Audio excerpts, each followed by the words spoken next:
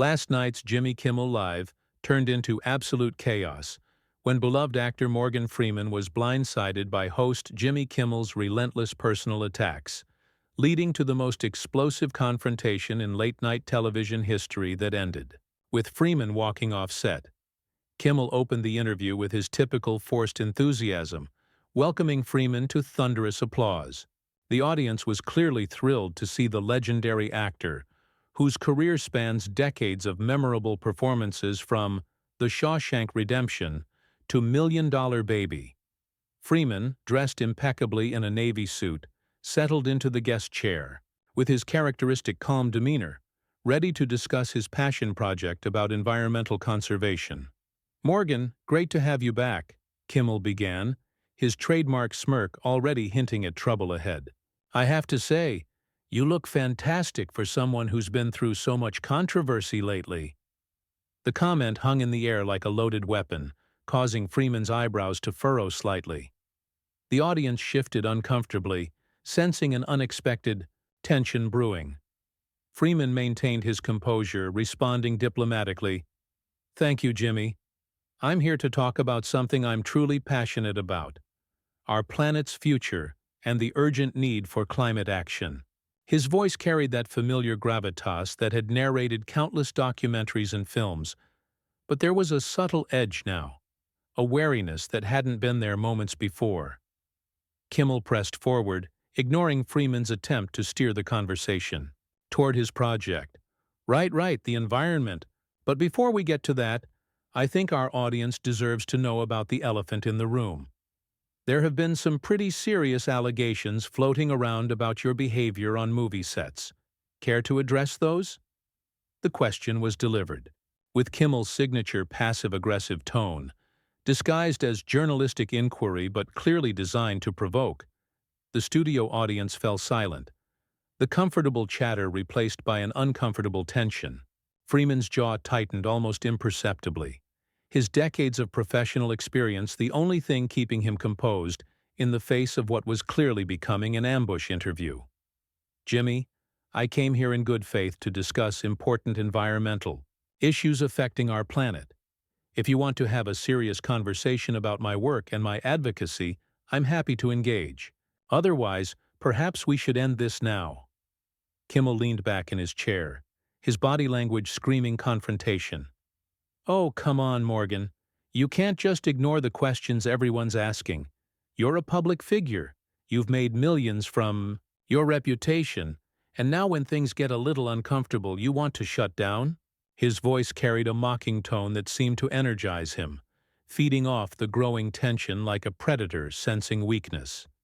Freeman's hands, weathered by age but steady with resolve, gripped the arms of his chair.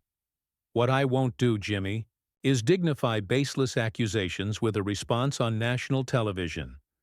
You've clearly brought me here under false pretenses, and frankly, this behavior is beneath what I expected from a professional host." His voice remained controlled, but the underlying steel was unmistakable. The audience began to murmur, sensing they were witnessing something unprecedented. Kimmel's show had always featured his occasionally abrasive interviewing style, but this felt different, more personal, more vicious. The cameras captured every micro-expression, every subtle shift in body language as the two men faced off in what was rapidly becoming a battle of wills rather than an interview. Kimmel wasn't backing down. If anything, Freeman's dignified resistance seemed to fuel his aggression. "Look, I'm just asking the questions that everyone else is thinking. Isn't that what journalism is about? Or do you think you're above accountability because you have that smooth voice and people respect you?" The mockery in his tone was now unmistakable, drawing uncomfortable looks from crew members visible at the edges of the frame. Freeman stood slowly, his full height imposing even at his advanced age. "Jimmy, what you're doing right now isn't journalism. It's a cheap attempt at tabloid sensationalism at my expense. I've spent my entire career conducting myself with integrity, and I won't sit here while you try to tear that down for entertainment value." His voice carried the weight of decades in Hollywood, the authority of someone who had earned his place through talent and professionalism rather than controversy. But Kimmel was far from finished, and what came next would push Freeman beyond his considerable reserves of patience. "Sit down, Morgan," Kimmel commanded with a dismissive wave, his tone dripping with condescension. "We're not done here. You don't get to just walk away when the conversation gets real. That's exactly the kind of entitled behavior people are talking about." The audience gasped audibly at the sheer disrespect being displayed on live television. Freeman's eyes flashed with something dangerous, the first crack in his legendary composure. "Entitled?" Freeman's voice dropped to a near whisper, but somehow it carried more menace than if he had shouted. "Young man, I've been in this business longer than you've been alive. I've earned my reputation through decades of hard work, not by ambushing guests on late-night television." He remained standing, his presence now dominating the stage, despite Kimmel's attempts to diminish him. Kimmel laughed, a harsh sound that echoed unnaturally in the suddenly tense studio. "Oh, here we go with the respect your elders routine. Listen, Morgan, age doesn't give you a free pass to avoid accountability. And let's be honest here, your whole dignified elder statesman act is getting pretty old. People are seeing through it." The cruel smile on Kimmel's face revealed someone reveling in the destruction of a revered figure. The camera operators exchanged worried glances, unsure whether to keep rolling or cut to commercial. The show's producers, visible in the wings, seemed frozen between stopping the carnage and letting it continue for the sake of television gold. Social media was already exploding with real-time reactions from viewers watching the systematic dismantling of one of Hollywood's most respected figures. Freeman's hands trembled slightly, not from age, but from barely contained fury. "What you're doing right now, Jimmy, is not entertainment. It's character assassination. You've invited me here under false pretenses and are now trying to destroy my reputation for your own ratings. That's not just unprofessional, it's morally reprehensible." His words carried the weight of absolute truth, making Kimmel's behavior appear even more egregious by contrast. But Kimmel was feeding off the energy now, his eyes bright with malicious excitement. "Character assassination? Come on, Morgan. I'm just doing what real journalists do, asking the hard questions that your usual softball interviewers won't touch. Maybe if you actually addressed these issues instead of hiding behind your mystique, we wouldn't be having this conversation." He leaned forward aggressively, invading Freeman's space like a predator closing in for the kill. The studio audience was now visibly uncomfortable, with several people covering their faces in second-hand embarrassment. Others pulled out their phones, capturing what would undoubtedly become viral clips within hours. The energy in the room had shifted from entertainment to witnessing a public execution, and everyone present seemed to understand they were watching something that would have lasting consequences. Freeman took a step closer to Kimmel's desk, his imposing figure casting a shadow over the suddenly smaller-seeming host. "Let me be crystal clear, Jimmy. What you call journalism, I call tabloid garbage. You're not interested in truth. You're interested in destruction. And the fact that you think this is acceptable behavior tells me everything I need to know about your character." His voice carried decades of authority, making Kimmel's provocations seem petty and desperate. Kimmel's mask slipped for just a moment, revealing something ugly underneath. Jealousy, perhaps, or the desperate need to tear down someone universally beloved to elevate himself. "Your character? That's rich, coming from someone who—" He caught himself mid-sentence, as if he recognized he was about to cross a line that couldn't be uncrossed. "Someone who what, Jimmy?" Freeman demanded, his voice now carrying real danger. "Go ahead, finish that thought.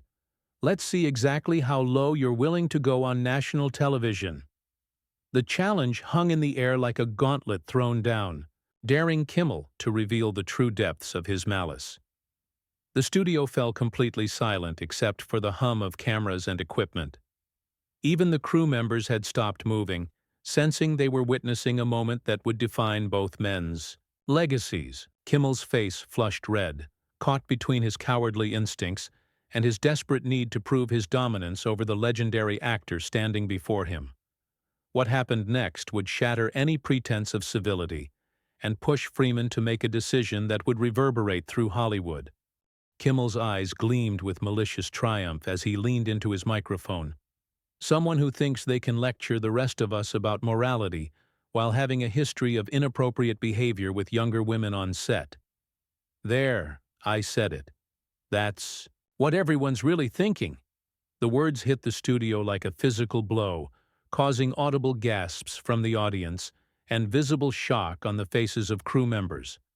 Freeman's entire body went rigid, his face transforming from controlled anger to something far more dangerous. For a moment, the silence was so complete that the sound of the studio's air conditioning seemed deafening. When he finally spoke, his voice was barely above a whisper, but it carried the force of thunder. "You have just crossed a line that cannot be uncrossed, Jimmy. You've made accusations that are not only false but legally actionable, and you've done it on live television."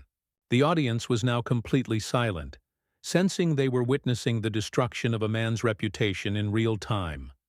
Several people had their hands over their mouths in shock, while others stared in disbelief at what was unfolding before them. The camera operators continued filming, but their expressions showed they understood the gravity of what they were capturing. Kimmel, emboldened by what he perceived as a successful attack, pressed his advantage. "Oh, please, spare me the legal threats. We both know there's truth to what I'm saying, otherwise you wouldn't be so defensive about it.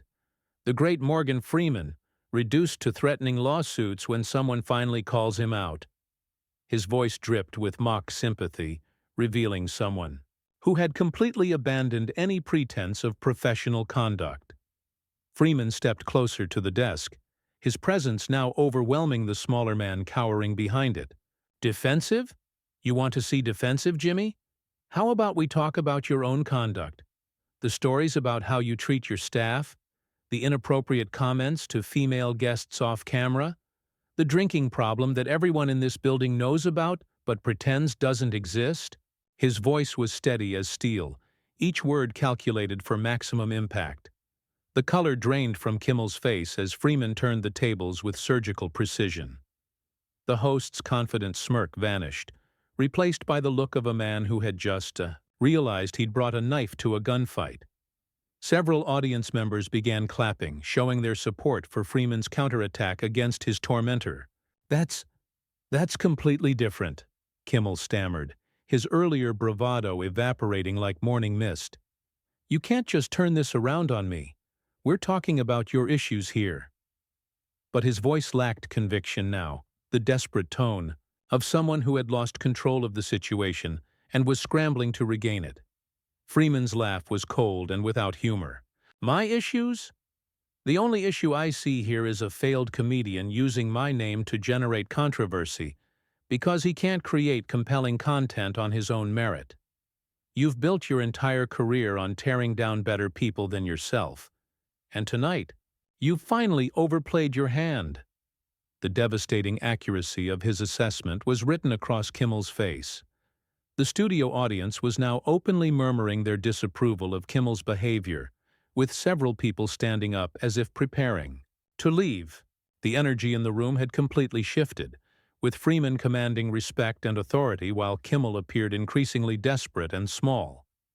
Even the crew members were exchanging looks that suggested their loyalty to their employer was being severely tested. Kimmel made one last desperate attempt to regain control. "You think you can intimidate me?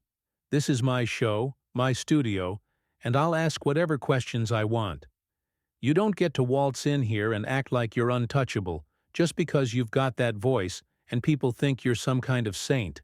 But his words rang hollow, the petulant whining of a child having a tantrum. Freeman straightened to his full height, his dignity intact despite the vicious assault on his character. "Jimmy, what you've demonstrated tonight is exactly why respect in this industry has to be earned, not demanded. You've shown your true character to millions of people, and they'll remember this long after they've forgotten whatever petty grievances drove you to this behavior." The tension in the studio was now palpable, with everyone present understanding they were witnessing a defining moment. Freeman's calm authority stood in stark contrast to Kimmel's desperate flailing, making it clear who had emerged victorious from this ugly confrontation. But the night wasn't over yet, and Freeman was about to make a statement that would ensure this moment became legendary. Freeman turned away from Kimmel's desk and addressed the studio audience directly, his voice carrying that familiar gravitas that had narrated countless stories of triumph and redemption. "Ladies and gentlemen, I came here tonight to discuss something I care deeply about, our planet's future. Instead, I've been subjected to a deliberate character assassination by someone who clearly has no understanding of professionalism or basic human decency." The audience erupted in applause, their support overwhelming and genuine. Several people stood up, creating a wave of approval that swept through the studio. Kimmel sat frozen behind his desk, his face a mask of humiliation as he watched his own audience turn against him in real time. The cameras captured every moment of his complete defeat. Freeman continued, his voice growing stronger with each word. "In my decades in this industry, I've worked with countless professionals who understand that respect is the foundation of any meaningful collaboration. What I've witnessed here tonight is the antithesis of everything this business should represent." His words carried the weight of absolute moral authority, making Kimmel's earlier attacks seem even more pathetic in comparison. Kimmel made one final desperate attempt to salvage the situation. "Morgan, please, let's just—" But Freeman cut him off with a raised hand, the gesture so commanding that the host immediately fell silent, his mouth hanging open like a fish gasping for air. "No, Jimmy, you've had your say, and you've shown everyone exactly who you are. Now it's time for consequences." Freeman's eyes swept across the studio, taking in the cameras, the crew, and the audience who had witnessed this disgraceful display. "I want everyone to remember this moment. Not because of the false accusations or the attempted character assassination, but because it demonstrates the difference between class and trash." The studio fell completely silent as Freeman delivered what would become one of the most quoted moments in late-night television history. "Real strength isn't found in tearing others down. It's found in building others up. Real courage isn't attacking someone's reputation. It's standing up for what's right even when it's difficult. And real success isn't measured by ratings or controversy. It's measured by the respect you earn and the legacy you leave behind." Kimmel's face was now completely red. Whether from shame or anger was impossible to tell. His hands shook slightly as he gripped his desk, the physical manifestation of a man who had just had his entire worldview dismantled on live television. The crew members were openly staring now, their professional facades dropped in the face of such raw drama. Freeman began walking toward the exit, his stride confident and unhurried. But before leaving, he turned back one final time to address Kimmel directly. "Jimmy, I genuinely hope you learned something from tonight. You have a platform that reaches millions of people, and with that comes responsibility. You can choose to use it to enlighten and inspire, or you can continue using it to destroy and diminish. That choice is yours, but tonight you've shown everyone which path you prefer." The audience burst into thunderous applause as Freeman made his exit, many people rising to their feet in a standing ovation that seemed to go on forever. The sound was deafening, a clear statement of where their sympathies lay. Kimmel sat motionless, behind his desk, looking smaller and more pathetic with each passing second. As Freeman reached the studio door, he paused and looked back at the cameras one last time. "To anyone watching at home, remember that dignity cannot be taken from you. It can only be given away. Don't let anyone convince you otherwise." With that final statement, he walked out of the studio, leaving behind a moment that would be replayed millions of times across social media and news networks. The studio remained in chaos as Kimmel struggled to regain control of his show. His attempts to continue with prepared segments fell flat, the audience's energy completely drained by what they had witnessed. The remaining minutes of the broadcast were painful to watch, a man desperately trying to pretend that his professional reputation hadn't just been destroyed on live television. Within hours, clips of the confrontation had gone viral, with overwhelming support for Freeman and harsh criticism for Kimmel's conduct. The hashtag, Respect Morgan Freeman, began trending worldwide, while calls for Kimmel's removal from his hosting position grew louder by the minute. Major sponsors began distancing themselves from the show, and network executives found themselves fielding angry calls from advertisers and viewers alike. The confrontation had indeed highlighted the importance of respect and professionalism in the entertainment industry, but not in the way Kimmel had intended. Instead of destroying Freeman's reputation, he had only succeeded in showcasing the actor's grace under pressure, while exposing his own character flaws for the world to see. The night that was supposed to be Freeman's downfall had become Kimmel's professional catastrophe, a cautionary tale about the dangers of crossing lines that should never be crossed.